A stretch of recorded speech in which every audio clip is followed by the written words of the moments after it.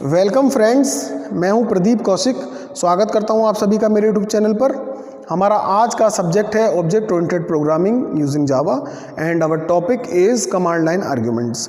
जैसा कि आप सभी देख रहे हैं, command line arguments are the parameters supplied to the main method at the time of invoking or calling it for execution, and the input given to the command line argument is command line input।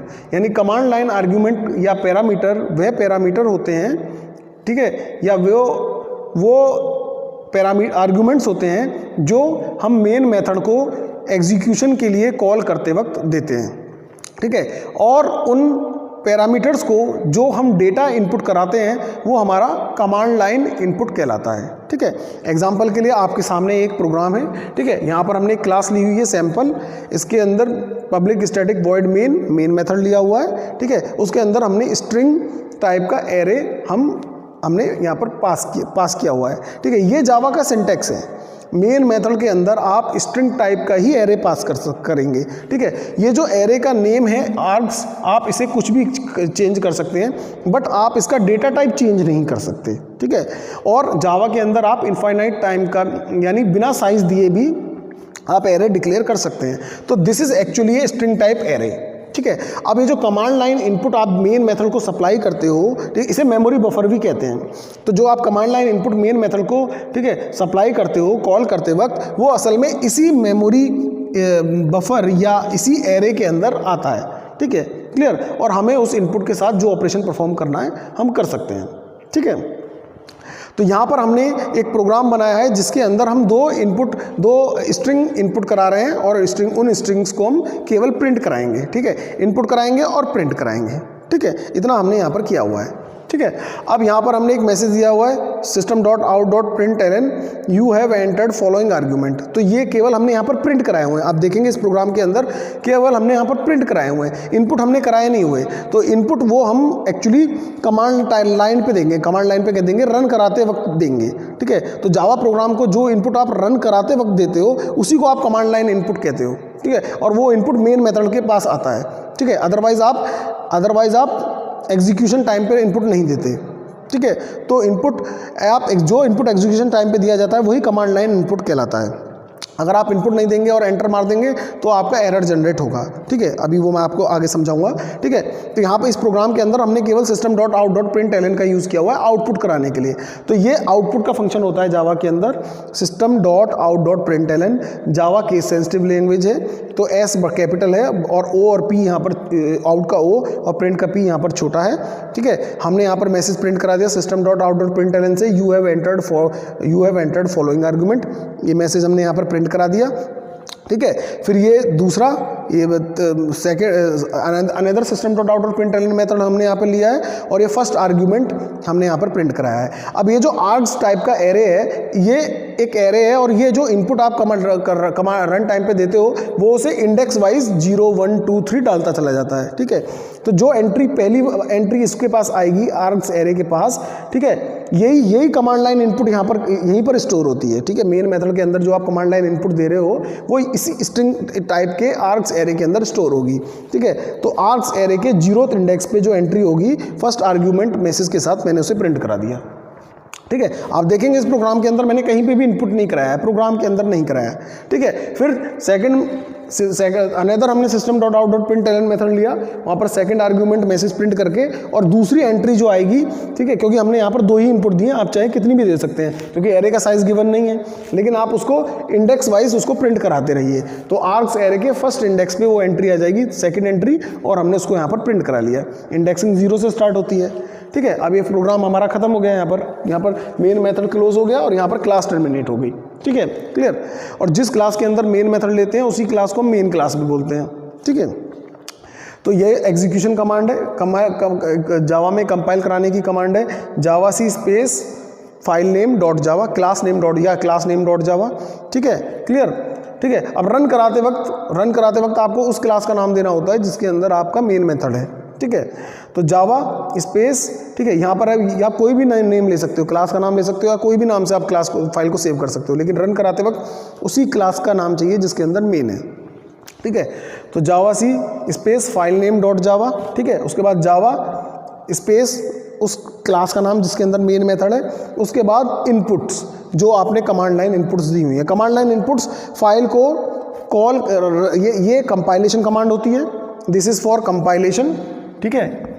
और ये command अब आपकी execution command है, ठीक है। आप चाहो तो प्रोग्राम किसी भी एडिटर में आप परफॉर्म कर सकते हो, नो इशू, ठीक है। तो एडिटर टू एडिटर थोड़ा सा अलग हो सकता है। कमांड प्रॉम्प्ट पे आप करा रहे हो तो आपको पाथ सेट करना पड़ेगा, अदरवाइज आप ब्लूजे में करा रहे हो या किसी अदर एडिटर में, इक्लिप्स में करा रहे हो तो आपको वहाँ पर पाथ सेट करने की ज़रूरत नहीं है, ठीक है।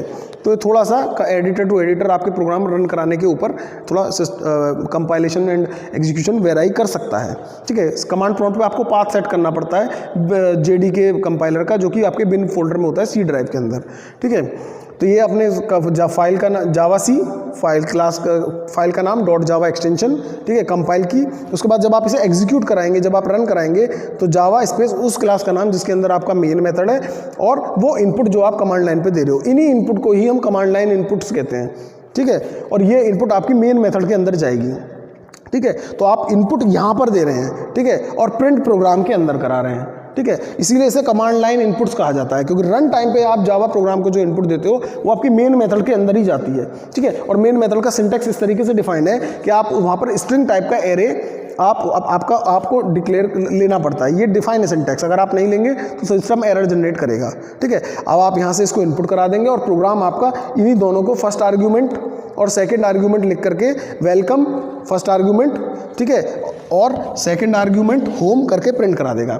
अगर आप इसके साथ आगे और भी गैप दे करके और भी स्ट्रिंग दे सकते हैं तो वो उसको कंसर्न इंडेक्स पे डालता चला जाएगा, बस आपको प्रोग्राम के अंदर उसे प्रिंट कराना होगा, ठीक है। तो सिंपल प्रोग्राम था ये कमांड लाइन आर्ग्यूमेंट्स का, ठीक है। बाकी एक प्रोग्राम और मैं आपको कराना चाहूँगा, ठीक है, जिसके अंदर हम जो स्ट्रिंग इनपुट करा रहे हैं उसमें उस स्ट्रिंग की लेंथ को हम प्रिंट करा रहे हैं, ठीक है। और एक प्रोग्राम मैं आपको अपनी स्क्रीन पर भी डिस्प्ले करूँगा जिसे आप अपने घर पर प्रैक्टिस के तौर पे यूज़ भी कर सकते हैं, ठीक है। तो एक प्रोग्राम और करते हैं।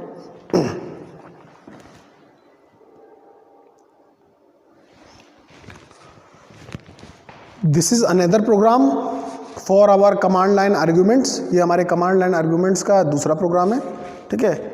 इसके अंदर, ठीक, इस प्रोग्राम के अंदर हमने प्राइम नंबर, ऑब्जेक्टिव है हमारा प्राइम नंबर चेक करने का। जो हम कमांड लाइन से इनपुट करा रहे हैं नंबर, उसको चेक करना है कि इट इज़ प्राइम और नॉट, ठीक है। तो क्लास हमारी हो गई, दिस इज़ क्लास, यहाँ पर हमने सैम्पल लिखा हुआ है, इसको एग्जाम्पल कर देते हैं, दिस इज़ क्लास एग्जाम्पल, ठीक है। हमने यहाँ पर एक क्लास, इस प्रोग्राम के अंदर हमने क्लास ली हुई है एग्जाम्पल नाम की, मेन फंक्शन लिया हुआ है, ठीक है। बाकी सारा कॉन्सेप्ट हमारा सेम है, ठीक है। हम कमांड लाइन पे जो इनपुट देते हैं वही हमारे कमांड लाइन आर्ग्यूमेंट्स होते हैं। यहाँ पर जो इनपुट है वो एक्चुअली हमें नंबर है, स्ट्रिंग नहीं है, और ये हमारा एरे होता है स्ट्रिंग टाइप का। तो इसलिए हमारे पास जो इनपुट आएगा, जाहिर सी बात है एक ही नंबर इनपुट करा रहे हैं, ठीक है। तो उसे आर्ग्यूमेंट्स एरे से, एरे के 0th इंडेक्स से रीड करके उसे इंटीजर डॉट पारसेंट मेथड को पास कर देंगे। तो इंटीजर डॉट, क्योंकि इसका डेटा टाइप डिफाइंड है स्ट्रिंग, इसीलिए जावा के अंदर जो भी इनपुट जावा एक्सेप्ट करता है उसे बाय डिफ़ॉल्ट उसे स्ट्रिंग में लेता है।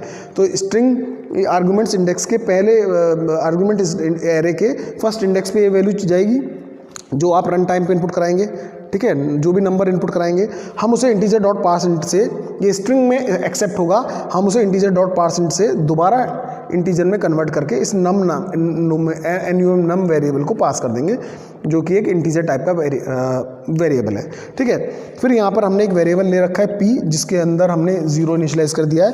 अब हम एक लूप चलाएंगे 1 से लेकर के उस नंबर तक, ठीक है। लूप चला रहे हैं इस प्रोग्राम के अंदर, हम इसमें प्राइम चेक कर रहे हैं कि नंबर हमारा प्राइम है या नहीं है, ठीक है। और प्राइम नंबर कौन से होते हैं? जो नंबर, ठीक है, ठीक है, जो प्राइम नंबर आप जानते हैं कि प्राइम नंबर वो होते हैं जो नंबर हमारा खुद से और या फिर 2 से डिविजिबल होते हैं, ठीक है, क्लियर, वो हमारे प्राइम नंबर होते हैं, ठीक है। अब इस नंबर के अंदर, इस नंबर को हमने मॉडुलस निकाला, इस मॉडुलस आई से, ठीक है, जो भी नंबर हमने इनपुट किया है, मॉडुलस मतलब रिमाइंडर निकालने के बाद हम उसका रिमाइंडर चेक कर रहे हैं। अगर रिमाइंडर 0 है तो p की वैल्यू को हम अपडेट कर देंगे, ठीक है, 1 टाइम इंक्रीमेंट कर देंगे। अगर रिमाइंडर 0 नहीं है तो p की वैल्यू इंक्रीमेंट नहीं होगी, यानी p के अंदर 0 ही रहेगा अगर रिमाइंडर 0 नहीं है, ठीक है। और अगर रिमाइंडर 0 है तो p के अंदर अपडेट, p की वैल्यू अपडेट हो जाएगी, ठीक है। और अगर p की वैल्यू 2 होती है तो ये लॉजिक बिल्कुल सही है, अगर p की वैल्यू 2 होती है तो आपका नंबर प्रिंट हो जाएगा प्राइम। और अगर p की वैल्यू 2 नहीं होती है तो 2 के अलावा हो सकता है इसके अंदर 1 आ जाए, ठीक है, या 0 ही रहे, ठीक है। तो ये क्या होगा, ये प्रिंट हो जाएगा कि नंबर हमारा प्राइम नहीं है, ठीक है। और कंपाइलेशन कमांड वही है, जावा सी फाइल नेम डॉट जावा, ठीक है, या क्लास के नाम से ही सेव कर सकते हैं फाइल को तो ज़्यादा अच्छा, ठीक है। फिर एग्जीक्यूशन कमांड, जावा उस क्लास का नाम जिसके अंदर मेन है और वो इनपुट जो आप उसे कमांड टाइम पे दे रहे हैं, ठीक है, क्लियर। तो ये हमारा एक अरेंदर प्रोग्राम है जो हम कमांड लाइन आर्ग्यूमेंट्स के थ्रू कर रहे हैं। तो कमांड लाइन आर्गूमेंट्स बेसिकली वो आर्गूमेंट्स होते हैं, वो ठीक है, वो आर्गूमेंट्स होते हैं जो आप मेन मेथड के अंदर उसे एग्जीक्यूशन टाइम पे या रन टाइम पे देते हैं, ठीक है। एक प्रोग्राम मैं आपको और दूंगा, वो आपको लेंथ निकालने का प्रोग्राम है, वो मैं आपको स्क्रीन पर डिस्प्ले करूंगा अभी इन द लास्ट, ठीक है। और आई होप आपको ये वीडियो लेक्चर पसंद आया होगा। अगर आपको वीडियो लेक्चर पसंद आया होगा, आप पसंद आया है तो प्लीज़ इसको लाइक कीजिए और अपने फ्रेंड्स और फैमिली मेम्बर्स के साथ शेयर कीजिए। Thank you.